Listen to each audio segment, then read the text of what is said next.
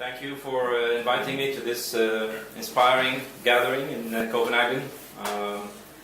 As Tom this morning told us about the situation in the world and the strategic situation, he mentioned the fact that in the middle of the whole, when the escalation of the Ukrainian crisis was taking place, and at the time when the Crimean referendum was taking place, and the whole so-called the Crim became part of Russia, and then all the threats were escalating from the West. At the same time, the Chinese president was in Europe, in a complete contrast to what the Europeans are doing in trying to escalate the strategic situation into a confrontation with Russia, which will lead to a world war fought with thermonuclear weapons rather than conventional weapons.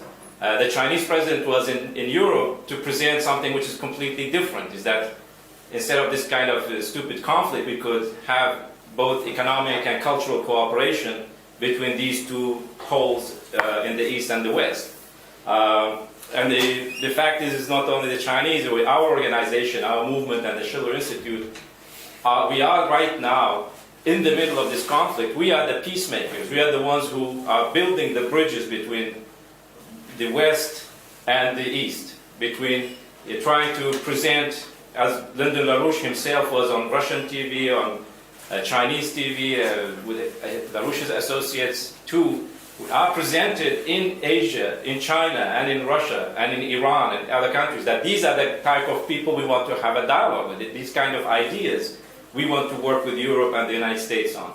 So it's a fascinating situation, because it can break either way, because if we succeed in our campaigns to stop this war escalation, if our friends in the United States succeed in getting rid of Obama through impeachment, then we can start building on a completely new path for a whole human civilization, not only for Europe and Asia and so on. Can take the next slide.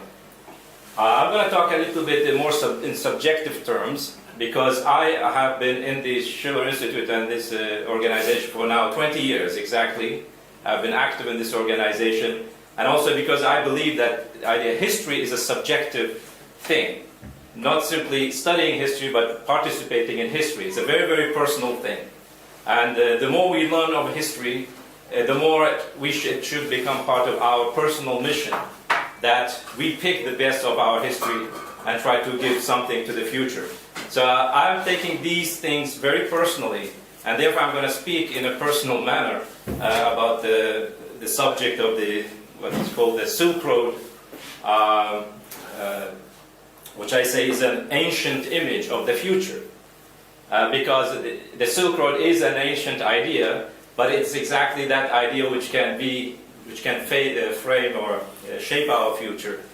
Now, this is the world land bridge. It's not simply the Eurasian land bridge. And what we have here is that it's an image of the future. It's a poetic, artistic image of the future. It's not complete. And it's therefore up to every nation to participate in making this image, this idea, become true.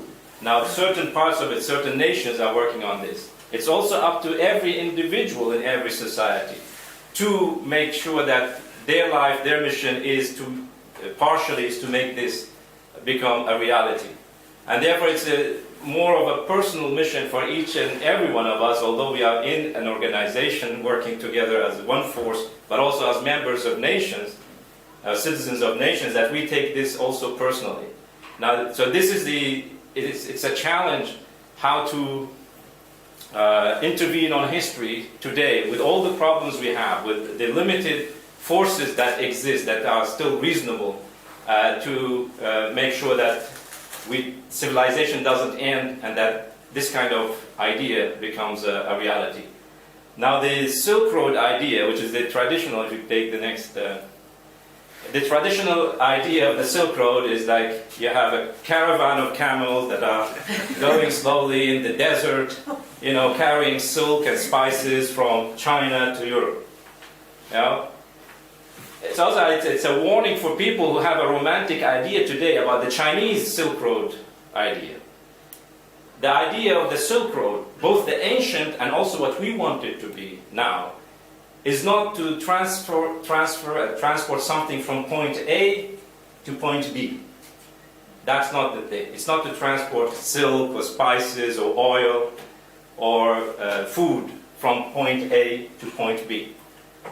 And that's a false idea of the Silk Road. It was never like this. It was at a certain point when imperialist and oligarchical forces controlled Europe, is that the idea of, especially the maritime empires, Venice, the Dutch Empire, the British Empire, represented by the East India Company, the Portuguese Empire, that they used the sea routes to transfer wealth from point A to point B. It's like looting other nations. But that's a false idea. It does not promote civilization. It actually kills civilization. Now we have a better image of what really was going on. I'm sorry I had to take a picture of that because it's a slideshow. If you can see, this is somewhere in Asia. This is the Arab Peninsula, the Gulf, the Red Sea, the Mediterranean. This is Spain, the Atlantic. This is a trade routes and major cities in the 10th to the 13th century. It was an enormous density of city building, building cultural centers and economic centers, not simply on both sides of the Silk Road, but in between. So the challenge for us now, as for the Eurasian land bridge, is how do we build civilization and develop civilization between point A and point B? That this is the real issue. When we talk about the Eurasian land bridge or the new Silk Road, we are not talking about a railway which goes from China to Germany or to Holland. We are talking about development corridors.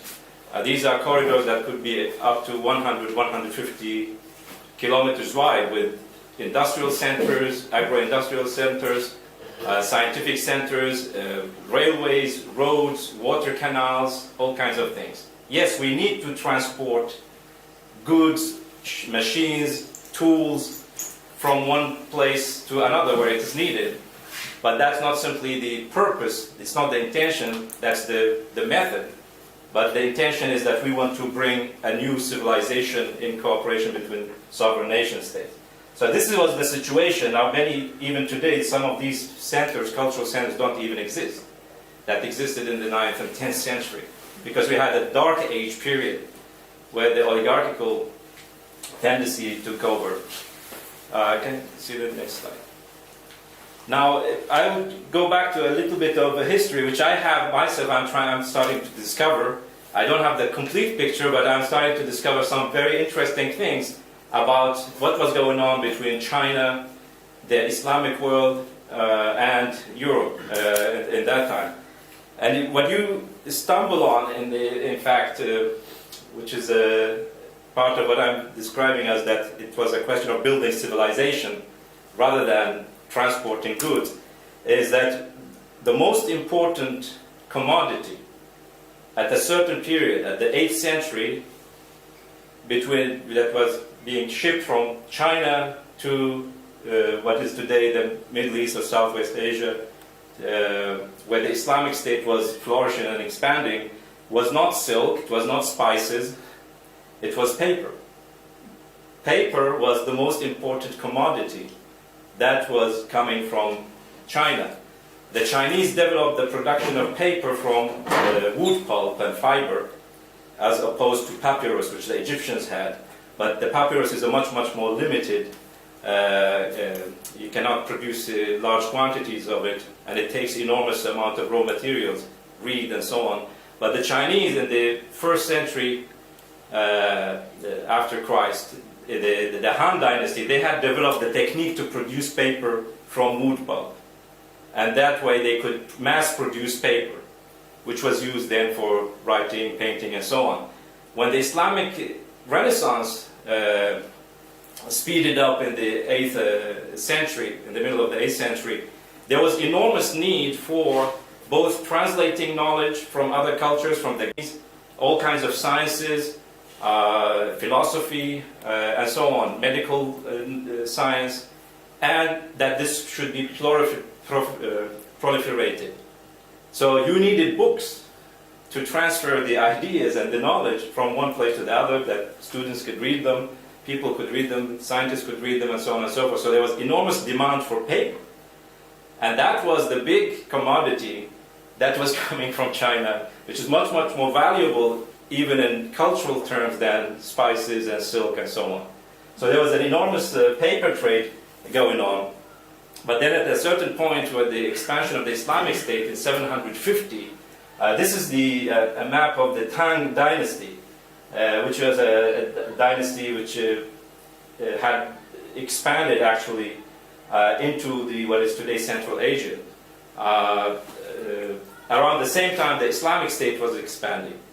So the Islamic State had also expanded all the way to Central Asia, and they clashed in a battle. The first battles were the Battle of Tlas or Talash in 750. But after that there was a treaty signed which demarked where the two states' borders would be. But one interesting thing, according to historians, that some of the Chinese prisoners, two of them actually, they were experts in paper production. So they were taken to Baghdad. Not to Baghdad, to Kufa, because Baghdad was not built yet. I was going to go through that. In 750, they took these people and they got from them the information how to produce paper. And then Baghdad became a major center for the production of paper, which then expanded into Northern Africa and later into Spain and Europe. So now what happened is that the hostility between the Chinese and the Islamic State, it ceased. Actually, Prophet Muhammad himself had said to his followers, that they should seek knowledge even if it was in China.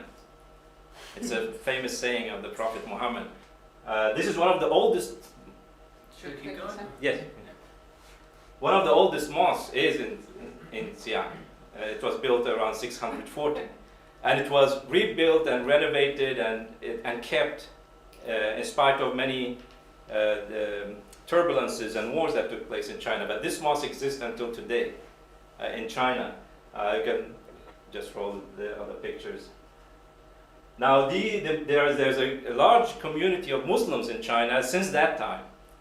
And also at the time of in 755, after the first battle between the Muslims and the Tang dynasty armies in Central Asia, which I mentioned, there was a rebellion in China itself. It was called the Lushan Rebellion in 755. That's 5 years after the battle between the Muslims and the Tang dynasty army. And the Tang dynasty emperor, there was a rebellion from one of his generals to establish another dynasty and overthrow him. He asked Abu Ja'far al-Mansur, the caliphate in Iraq, in Kufa, for assistance.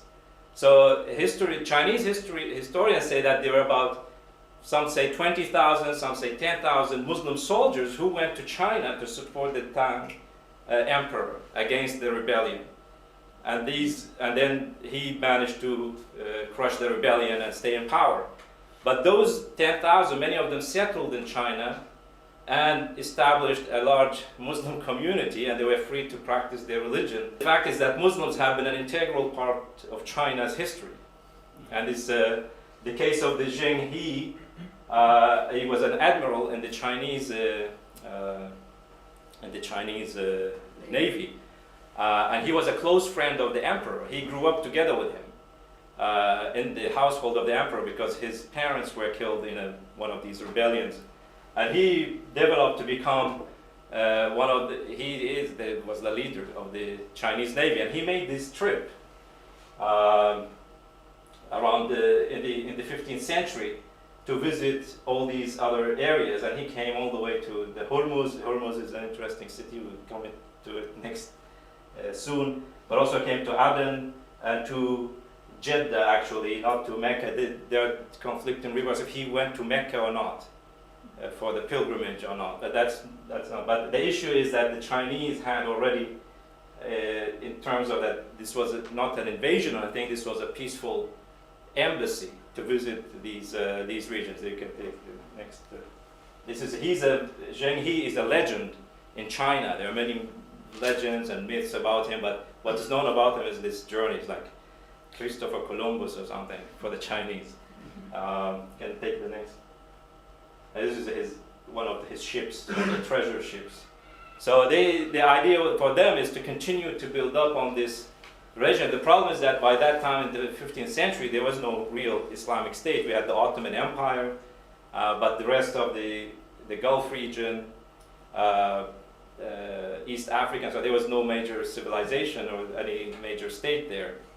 So the world was already dominated by the European, first Venetian, but also later the Dutch, Portuguese, and so on. So China was pushed back as a world power and later subdued by the British and other European colonial powers. But anyways, there's the idea that there was always this contact and communication between China and the Islamic world. I can take the next one. So just briefly on the Islamic Renaissance, this is a map of the world by Abu Hassan al-Mas'udi. He was an astronomer, scientist, and geographer, and a traveler. He traveled around the world. But he also studied the Greek, Herodotus' history, and other Greek works to try to define, the world map. It's a very good map. Yeah, it's a very good map. It's just funny. It's that all the letters are upside down. They're upside down for some reason. I'll have to figure out. But it's like here. This is, I suspect, in Africa. This is the Congo River because it's a very large river. So it's considered as a here it says terra incognita, unknown land. This is the Slavs. This is. That's Australia, right? Sweden and maybe it's Australia. Somewhere there. Possibly. You can recognize Europe very clearly. And, Right. So this al-Mas'udi, he was also a scientist. He was born in Baghdad and he traveled around. But Abu Ja'far al-Mansur, the Arab Caliphate, which I mentioned, he sent the soldiers to help the Chinese Tang Emperor. He built Baghdad in 767 as a modern city. And I wrote an article recently. It's called Baghdad 767, a melting pot for global civilization or universal civilization. And it's very interesting because in the history of Al-Tabari, a historian, the capital of this Islamic State in Iraq was in Kufa, south of Baghdad. But there were many intrigues in that city. So Al-Mansur, he wanted to build another city away from there. So he went to an area which is the narrowest between the Tigris and Euphrates. And he stayed there overnight. There was a monastery next to him. So he asked the monks, the Christian monks, about the area, the climate, the water quality, and so on. But in the morning, when he woke up, according to this historian, he said to his his people, said, "Look, here in the east, there is nothing between us and China. It's like just our neighbors are China." And then he says, in the west, we can get all the goods from what is today, it's called Al Jazeera. It's between the Tigris and Euphrates in what is today Turkey. We can get all the trade from North Africa and so on and so forth. So he said, this is a perfect place to build our capital because this becomes the center of the world between China, between Europe, between Africa and so on. So people at that time, they thought about these as major, in a strategic sense. Not limited to a small place. Like today, the world looks very big for people. Actually, at that time, it looked much, much smaller. People could travel to China, could travel to Spain, and so on. Now, many people cannot even travel to the next country because there are so many controls and problems for people to move around. So the idea was that in Baghdad, then we had the development of the Islamic Renaissance. As I said, they needed paper, they needed to bring knowledge, they brought everything possible from the Greeks, which was under Byzantium control. They brought, they translated Plato, Aristotle, the other, Pythagoras, everything they could get hold of. It was translated in the House of Wisdom, it was called. And some legends say that each translation the translator would get its weight in gold from the caliphate. That is so valuable. Maybe it's not true or not, but the enormous emphasis was put on knowledge. that this is the basis for the Islamic religion and the greatness of the Islamic nation. Not only simply knowledge of the Quran and the religious text, no, the knowledge of all human civilizations, whether it's Greece, China, India, or anywhere else. You bring it, we study it, we verify it, and we make it part of our own. You know? It becomes a universal humanist culture which we represent today. Later someone else can represent it, but we want this, this is our heritage. It's not simply a Chinese heritage or Greek heritage or anything. So this was the spirit of the Islamic Renaissance, which was centered in Baghdad, and then of course was moved later into Spain, Andalus, and so on and so forth. So as it said, that the European got Plato through the Muslims, translated back into Latin from Arabic, because the Arabs were the only ones who had many of these manuscripts. They had disappeared from Europe, especially in western part of Europe. You couldn't get hold of Plato. Yeah, because the Alexandria, the Alexandria library burnt down, didn't it? Yeah, but there a lot of manuscripts were kept in what is today Syria, Lebanon. There were monasteries. There were in churches. A lot of these manuscripts were kept, but also the Byzantine emperors, they also kept the Greek manuscripts, but it was not public knowledge. They didn't want the people to know about them or read them. So in one famous battle between Al-Ma'mun's army around 810 with the Byzantine army, they had many Byzantine officers taken as prisoners. So he suggested to the Roman emperor to exchange them for manuscripts, Greek works, to exchange the prisoners for because the Byzantine Empire, they didn't want to give the Muslims these manuscripts. So they had to, they would send spies, intelligence officers, young people. I wrote about them in my article, these the Banu Musa brothers. They would travel into the Byzantine Empire and try to find manuscripts. Or they would try to find young people who had very good knowledge of Greek, Assyrian, and Arabic, and recruit them and take them back to Baghdad, to the House of Wisdom, where they could work on translation. They worked on astronomy. The translators were not simply translators. The translators were scientists. They were astronomers. There's a group, the Banu Musa brothers and a group of astronomers. They went out in the west of Baghdad to replicate Eratosthenes' measurement of the circumference of Earth. You know, they went out and we have written, or in our publication, about how Eratosthenes measured the circumference of Earth based on the angle of the shadow of the sun cast in a half sphere. But these, the Arab astronomers, they didn't use the sun, they used the stars to see the difference in the angle between a point in the north and the south. 1 degree difference between a position in northern Iraq and one in south, and then they measure the distance between the 2 points multiplied by 360 degrees. Then you can approximately discover the circumference of Earth in that way. So they gave that as a present to Al-Ma'mun, the caliphate, who was he was the sponsor and the protector of the scientists in the House of Wisdom. So anyway, this is great Islamic Renaissance. Also, there is this very, very important alliance between the Islamic State, Harun al-Rashid specifically, who was the son of Abu Ja'far al-Mansur, who built Baghdad, with Charlemagne in Europe.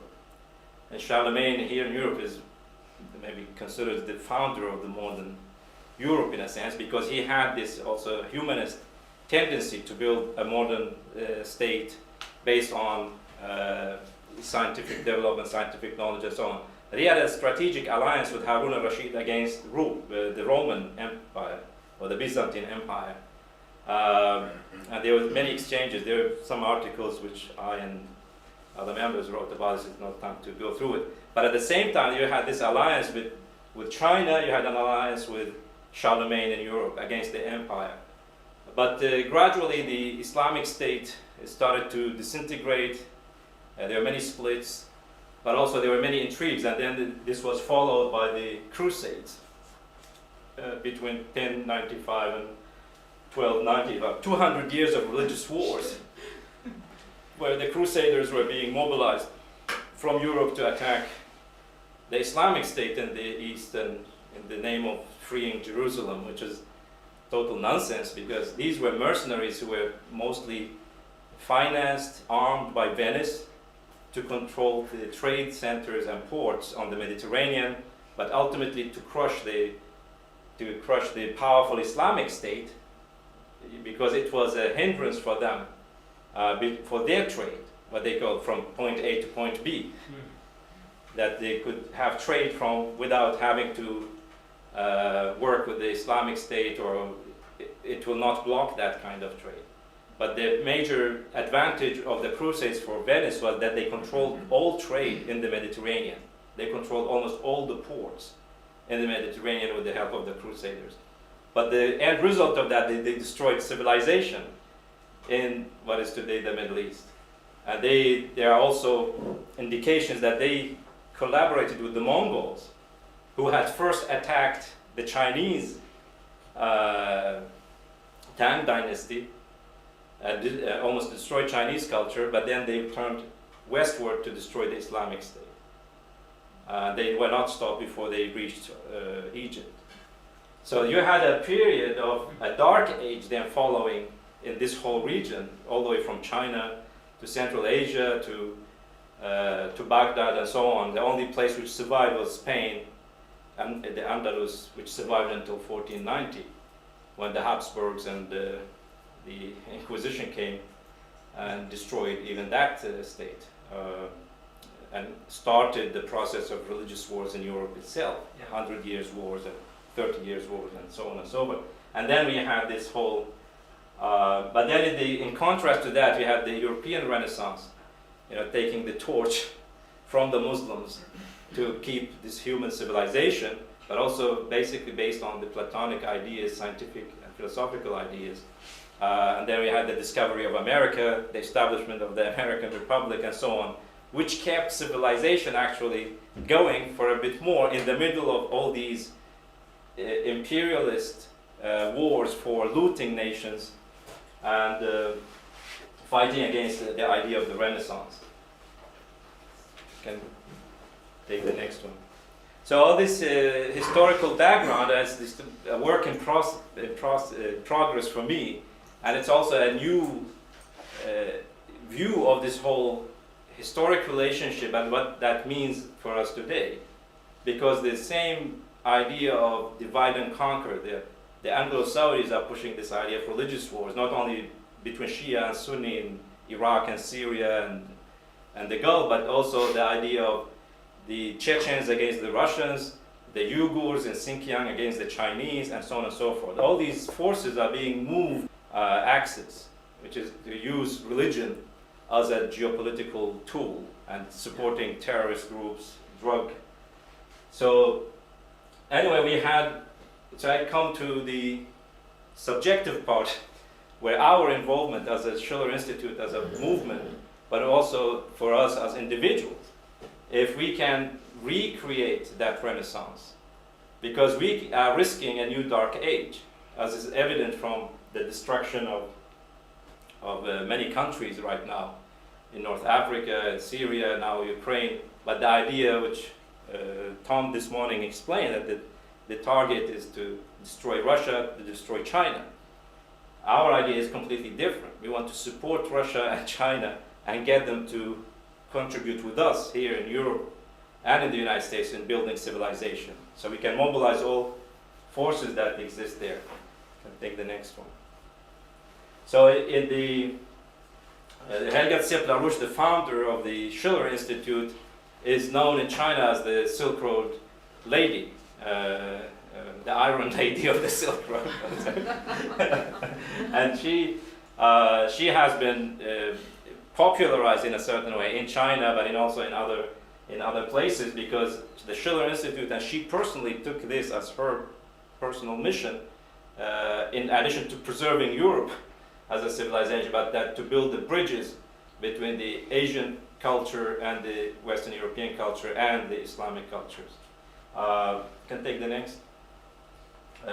So the LaRouche idea, it emerged in 1990 after the fall of the Berlin Wall, and his idea was to use the enormous potential, technological potential, which still existed in Western Europe. It's called the Berlin, Paris, Vienna triangle, productive triangle, is that the technological industrial potential should be used to rebuild some sort of a Marshall Plan into Eastern Europe and Russia, and incorporate these nations' existing potential to rebuild all of Europe and benefit also our collapsing economies here in the West, and launch a new industrial movement in the European continent. Can take the next. But also as this idea developed into how to connect this great industrial technological center to the largest concentrations of world populations in the East, and how to build a bridge with these other nations. But still, our idea, the Schiller Institute and LaRouche's idea, is not to bring cheap stuff from China to Europe. The idea was to develop the landmass, the Eurasian landmass, and even Africa, to incorporate them in this massive reconstruction process. This is the special report, the first comprehensive study of this new Silk Road, what the Chinese started. Helga Sepp-LaRouche was invited to China in 1996, but even before that, this idea of rebuilding the Silk Road and the Eurasian land bridge was popularized by the Schiller Institute internationally, by conferences, media interventions in different countries, and so on and so forth. But in 1996 was a turning point when the Chinese government itself, convening an international conference in Beijing to announce that the new Silk Road is China's future strategy. That this is China's plan for the future. And this is not going to change. And symbolically, Helga Sepp-LaRouche, and in real terms, was invited with some associates to attend this conference. Can take the next one. Next. Yeah, this is Helga Sepp-LaRouche in her second visit to China, where the Chinese had already built this, what they call the end of the Eurasian land bridge, the terminal there, which is in the Far East, which from there to start. So the Chinese television invited her can go back to the report. So in 95, 96, I had just joined the organization. I just joined the Schiller Institute in 94. I was living in Sweden, but then I moved to Germany temporarily to work with our international group there. So we had the Eurasian Land Bridge report. As I said, the most comprehensive study of this whole idea, what this is about. And I was one of the writers in this for this report, because I looked at how the Southwest Asia and the Arab world could be connected to this world land bridge, because I didn't want my nation and other nations to be, it's not because of me, but I had to take a personal responsibility to make sure that Iraq, Iran, Egypt, the rest of the Arab world is connected to this Eurasian land bridge, and I took it as a personal thing. So I worked with our other members to compile this 200 pages report. But then since then it has become part of the dynamic of our movement to work for this idea. Okay? Continue. This was the first image of the new Silk Road. The three, yes. Yeah. These are the three main connection lines, and then branching into Africa, South Asia, and so on and so forth. But the whole time, what we were trying to explain to nations and governments and experts is this is not about a railway. This is not point A to point B. This is about developing nations, bringing technology, scientific knowledge, and exchange between all nations, but at sovereign nation states, not like a globalized system under the UN or under the EU or under NATO. No, each nation has to choose to be part of this, and to be completely stupid not to join this. But the idea is to build civilization. The next. So Helga Sepp LaRouche and Lyndon LaRouche and other associates have been traveling around the world to, bring this idea to other people, but also the idea of a new world economic order, because Lyndon LaRouche had forecast already at least in 1995, he presented his, what is called the typical collapse function, the triple curve, in a conference in the Vatican, how the transatlantic or the Western financial and banking system is going to collapse in the immediate period.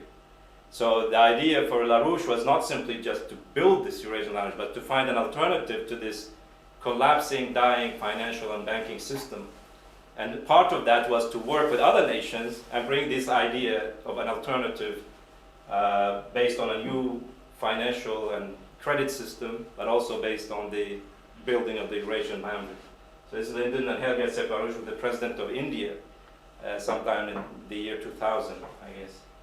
Can take the next. Mr. LaRouche also, after the fall of the Berlin Wall, because of his previous work on the Strategic Defense Initiative, and he had skirmishes with the Soviet institutions, but also scientists and economists in Russia, they had very deep respect for Mr. LaRouche and his ideas, and so immediately he became a dialogue partner from the United States with the Russian Academy of Sciences, and he was very frequently in Russia discussing with scientists, but even with, this is a seminar held in the Russian parliament itself in 2001, I guess. And this is Mr. Sergei Glaziev, who was a member of the parliament, but he's also a very renowned economist in Russia, but he's also one of the closest advisors to Vladimir Putin, the president right now. He was put on the top of the list of the people who should be sanctioned by the United States and the EU. He also had designed the policy towards Ukraine, how to integrate Ukraine before the coup into the Eurasian bloc, and how Ukraine would benefit from that. So he is one of the people who's on the list of threatened targets by the British, the United States, and the EU. So, but the idea was that this is becoming a global movement. So it's not simply we telling, trying to convince other people. This has been taken now, as I said. China made it its strategic option. Russia started working on that, the development of Eastern Russia, Siberia, and how Siberia's potential for development and raw material production is key to China's and India's future. So that the Russians realized that their future is in the Eurasian. As you all remember, Russia was integrated into the transatlantic financial and banking system after the fall of communism through the shock therapy and the looting of Russia under the years of Yeltsin, where Russia was completely looted and its raw materials were put in the hands of some oligarchs who all reside in London. But then when Vladimir Putin came in and a totally new group came in, Russia's orientation changed. And in the process of the dialogue with LaRouche, the orientation of Russia was to go not to be a simple raw materials exporter, but that it's a major global economic power and industrial power that should focus on building its infrastructure, industry, scientific research, and so on and so forth, and go with the orientation with cooperation with China and East Asia. So, can take the next.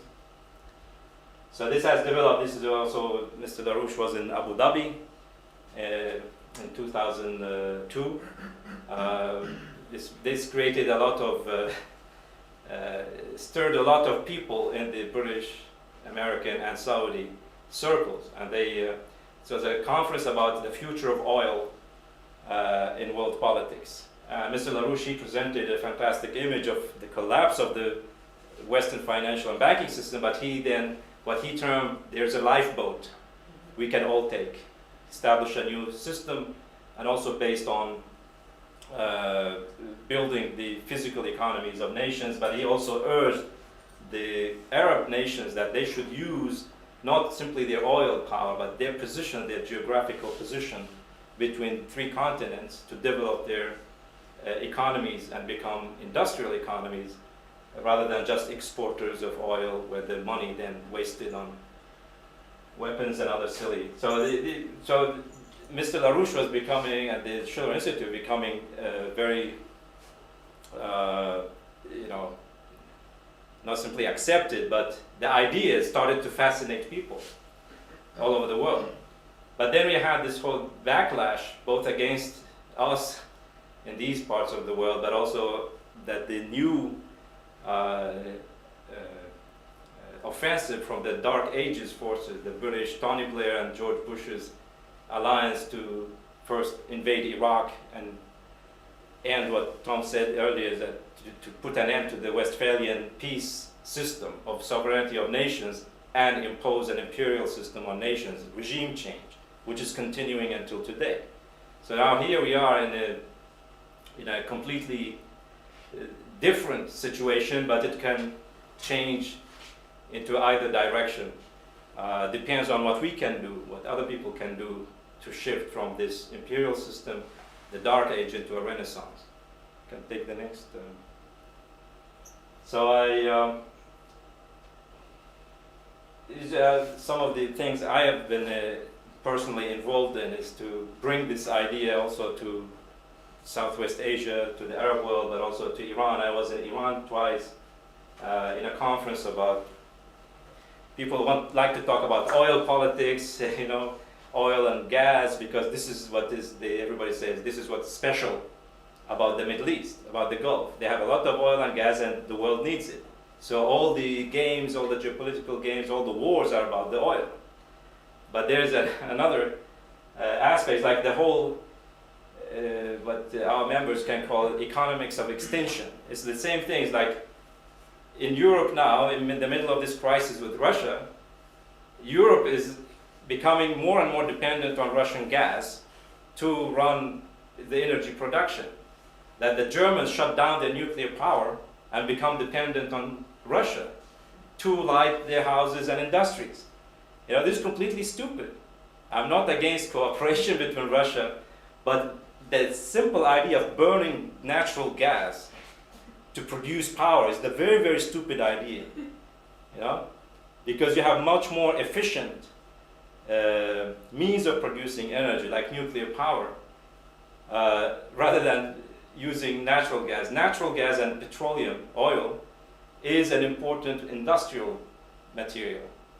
So I understand that we got into this internal combustion engine mechanism. It's very difficult to get rid of it because we don't have focus on massive modern public transport systems. So we are still dependent on our cars, and we need to have petroleum in the cars.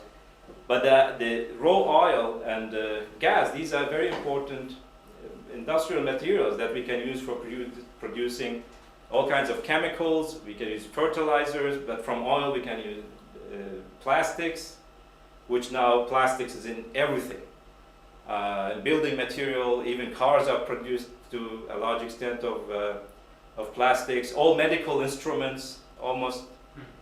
You go into a hospital, it's all plastic. The whole hospital is plastic, from the furniture to the medical instruments.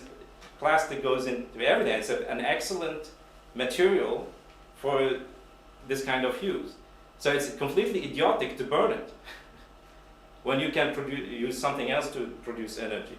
So this whole idea, the idea is that geopolitics of oil, the last 100 years, is a British creation. That they can manipulate the rest of the world and these countries based on if they can control the oil or not, or they can control the governments that control the oil or not. So this whole imperial game the last 100 years has been based on how to control the oil, because everybody in the world needs oil. So our idea and my intervention in this region right now is to make sure that these nations themselves, Iran, Iraq, Saudi Arabia, the Emirates, they build nuclear power. And then they use the oil and gas as industrial material, and we can sell it to much, much higher value to the rest of the world. It's like there's an Iranian taxi driver. He told me our politicians are so stupid that we sell a barrel of oil to Japan for $100. The Japanese sell it back to us for $400. Because the Japanese take the oil and they refine it and they separate the different elements and ingredients, motor oil, plastics, and then they sell it back at a much higher value to the people in the Gulf. You know? I mean, they are smart. You raise the value of the raw material by making it useful in other terms, much higher benefit for the same oil, which otherwise can be burned. So it's the idea that these nations, we have a movement now for nuclear power. Iran is insisting on having nuclear power. The United Arab Emirates, they are building 4 nuclear power plants. The Saudis even have plans for nuclear power and so on and so forth. That this is the future. And they are working with Asia and Russia to do that, because Western Europe and the United States are hopeless in these terms. Not because they cannot build them, but that they refuse to build them. So anyways, I mentioned earlier this Chinese voyager. He went to Hormuz. Can take the next. This is Bandar Abbas, the city which I was there for a couple of conferences. I wrote reports about it. I'm not going to go through that. But there is an interesting thing about this the Strait of Hormuz. This is the island which I will show you soon. But there is all imperial powers. They built fortresses in these points. And the Portuguese fortress, because all the trade to Asia had to be protected by garrisons along the way.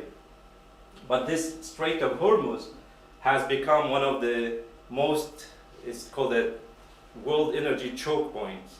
You know, you can choke the world if you do something. It's a very narrow area. You see it's very shallow water too, about 50 meters at the deepest. But this area where the ships go into the Gulf and out of the Gulf is like just a few kilometers wide. And through this, every day, about 17 million barrels of oil and other large quantity of natural gas move from this region to where? Not to the US, not to Europe, they go to Asia. So the biggest importers of oil from the region are Japan, China, South Korea, India. These are the large, they depend on this. Japan, when I was in Japan, I presented this. I'm going to present some of the other facts to people. They know that they have to get 2 million barrels of oil every day to the ports in Japan. 2 million barrels every day have to arrive to Japanese ports. If anything happens, half of Japan will shut down. You know? So this is a big blackmail. So I was telling the people in Japan I met, I was in my presentations, I said, look, go back to nuclear power. You will be killed economically. And I read for them something which I'm going to read here about what the British are planning for this. Well, the German media yesterday reported that Japan has made a final decision to return back to nuclear power. Yes. That they had decided to go out, and now they've rescinded that. They're going to send the oversight authorities to check every single plant, but then they're going to. Yes. Also build new generation nuclear power. They even have fusion research facility there in Japan. So, but they, like the rest of the formerly industrial nations, they are having problems.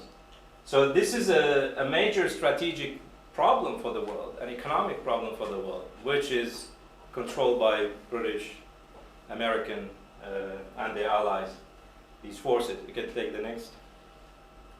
It's just an image of the Strait of Hormuz from the side of Iran, where I was. This is from the Hormuz Island, which I pointed at.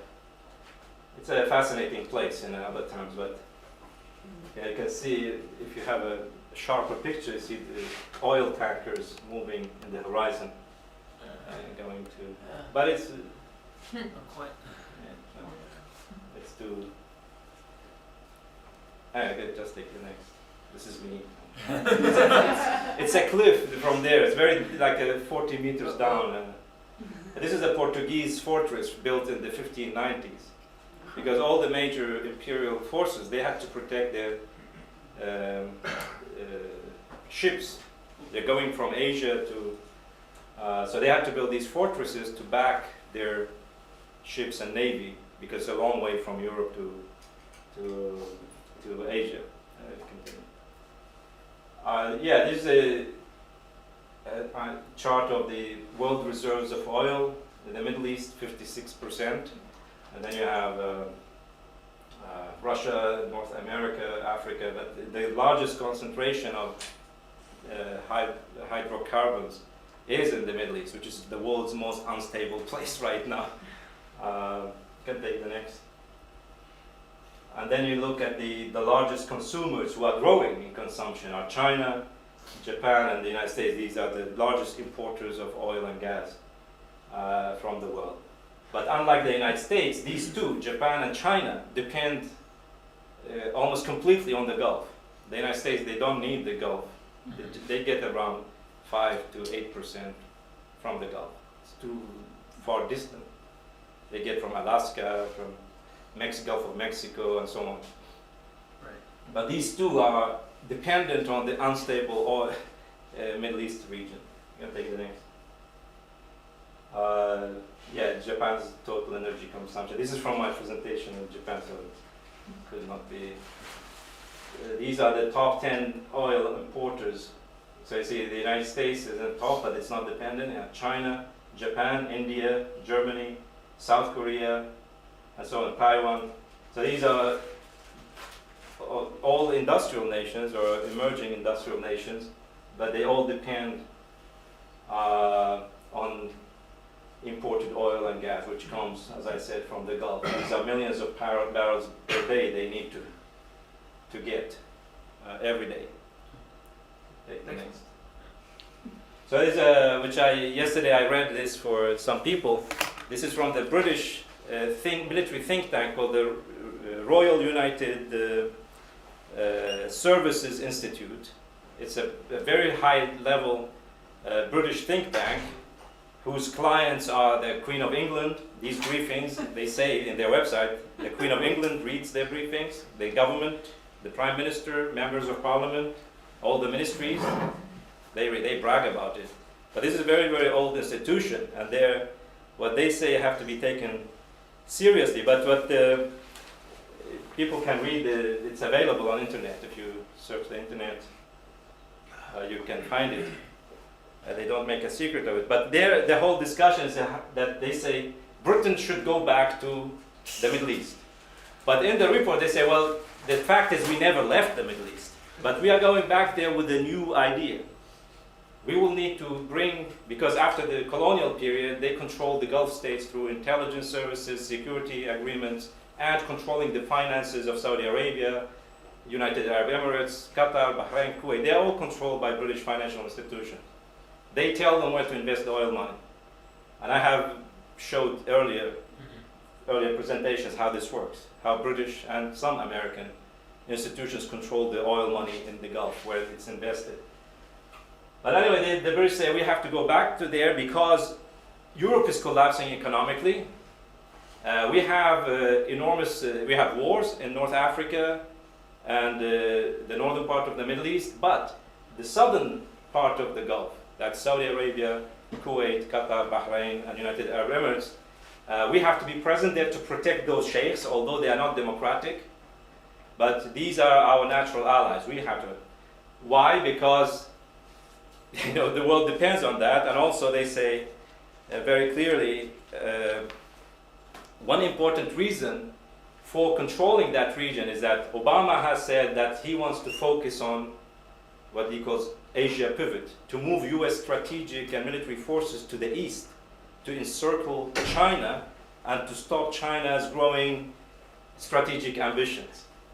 So they are moving into the Eastern theater, military theater, with military bases, including in Australia, and using the provocations between China and Japan, South and North Korea, to have more American presence there. The British say, well, we cannot let the Americans move there without making sure that we control the Gulf. Why?